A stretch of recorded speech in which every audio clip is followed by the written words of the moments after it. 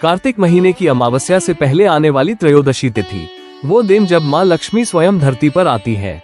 कहा जाता है उस दिन एक गरीब किसान के घर स्वयं माँ लक्ष्मी ठहर गई थी 12 वर्षों तक। क्या थी वो कथा? क्यों भगवान विष्णु ने दिया था माँ लक्ष्मी को शाप, और कैसे उसी दिन से शुरू हुई धनतेरस की परंपरा? आइए सुनते हैं धनतेरस की पौराणिक कथा, एक ऐसी दिव्य कहानी जो सिखाती है कि सच्चा धन हमारे भाव, भक्ति और विश्वास में बसता है। कार्तिक कृष्ण पक्ष की त्रयोदशी तिथि के दिन धनतेरस का पर्व श्रद्धा और विश्वास के साथ मनाया जाता है। इस दिन भगवान धनवंतरी, देवी लक्ष्मी और धन के देवता कुबेर की पूजा का विधान है। धनतेरस मनाने के पीछे धनवंतरी के जन्म की कथा तो प्रसिद्ध है ही, पर एक दूसरी पौराणिक कथा भी बहुत रोचक है, जिसमें माता लक्ष्मी एक गरीब किसान के घर 12 वर्षों तक ठहर गई थी।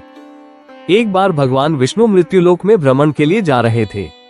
माता लक्ष्मी ने साथ चलने की इच्छा जताई। विष्णु जी बोले, यदि तुम मेरी हर बात मानोगी तभी साथ चल सकती हो। लक्ष्मी जी ने सहमति दी। भूमंडल पर पहुंचने के बाद विष्णु जी ने कहा, मैं दक्षिण दिशा जा रहा हूँ, तुम यहाँ ठहरो, जब तक मैं न आऊं उधर मत आना।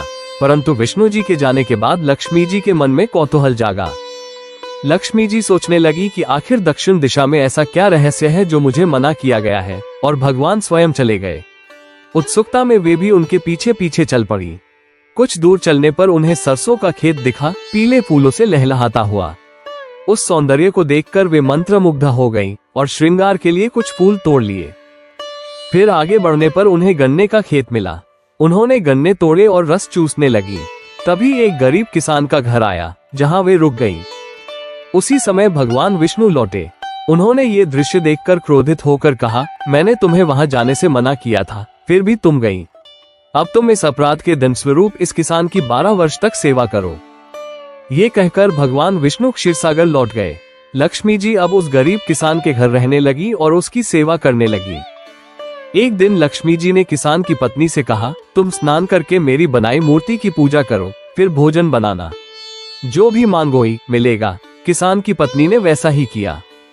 पूजन के प्रभाव और लक्ष्मी की कृपा से अगले ही दिन किसान का घर अन्न, धन, रत्न और स्वर्ण से भर गया।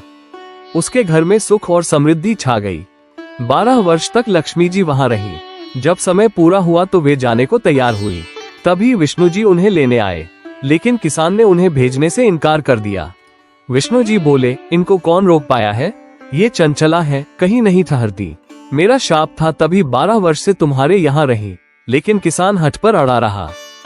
तब लक्ष्मी जी ने कहा, यदि तुम मुझे रोकना चाहते हो तो मेरी एक बात मानो। कल तेरस है, तुम घर को लीप पोत कर स्वच्छ करना और संध्या में मेरा पूजन करना। घी का दीपक जलाकर रखना और तांबे के कलश में रुपए भरकर मेरे लिए रखना। मैं उस कलश में निवास करूंगी।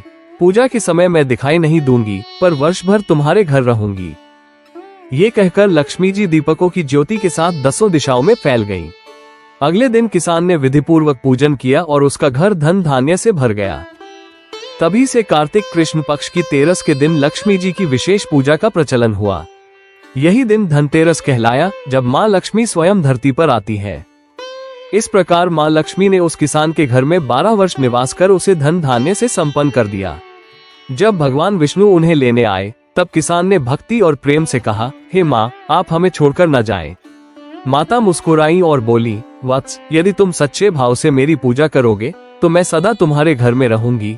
उन्होंने कहा, तेरस के दिन घर को स्वच्छ रखना, दीपक जलाना, मेरा पूजन करना और एक तांबे के कलश में धन रखकर मेरी आराधना करना। मैं उस दीप और उस कलश में सदा निवास करूंगी। उस दिन से ही कार्तिक कृष्ण पक्ष की त्रयोदशी को धनतेरस कहा जाने लगा। वह दिन जब माँ लक्ष्मी स्वयं धरती पर आती है, अपने भक्तों के घरों को समृद्धि और सौभाग्य से भर देती है। तो इस धनतेरस अपने घर को दीपों से नहीं, भक्ति और विश्वास से प्रकाशित कीजिए, क्योंकि जहाँ सच्चा भाव होता है वहीं माँ लक्ष्मी सदा निवास करती है। अगर आपको माँ लक्ष्मी की यह दिव्य कथा पसंद आई हो तो इसे लाइक करें, शेयर करें और अपने प्रियजनों तक पहुँचाएं, ताकि हर घर में फैले समृद्धि और शुभता का प्रकाश।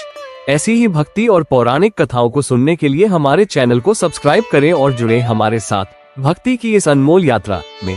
जय माँ लक्ष्मी। शुभ धनतेरस।